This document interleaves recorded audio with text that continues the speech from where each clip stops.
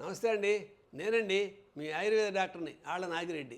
ఈరోజు పులిపిర్లు వాట్స్ అంటారు. చాలామందికి శరీరంలో రకరకాల ప్లేసెస్లో వస్తుంటాయి. ప్రమాదకరమైనది కాదు, కానీ చూడటానికి చాలా ఇబ్బందికరంగా ఉంటుంది. అదే కనుక ఇన్ఫెక్ట్ అయితే ప్రాబ్లమ్స్ దారితీస్తుంది. షుగర్ ఉన్న వాళ్ళు కానీ, ఇంకా ఏదైనా ఇన్ఫెక్టివ్ డిసీజ్ ఉన్న వాళ్ళు కానీ ఈ పులిపిర్లు వస్తే అశ్రద్ధ చేయకూడదు. ఒక రకమైన వైరస్ వల్ల కూడా రావడానికి అవకాశం ఉందండి. ఈ ప్యాపిలోమా వైరస్ అని దాని ద్వారా సంక్రమిస్తుంది. రాకముందే నివారణ కోసమే దీనికి మా వద్ద ఒక మంచి అనుభూత యోగం ఉంది. మేము రెగ్యులర్గా తయారు చేసుకుంటామండి. రావి చెక్క భస్మం తీసుకొని దాంట్లో కొత్త నీరు సున్నం కలిపి అది మనకి బర్న్ అవ్వకుండా ఉండటం కోసం అని చెప్పేసి వెన్న కలుపుతామండి.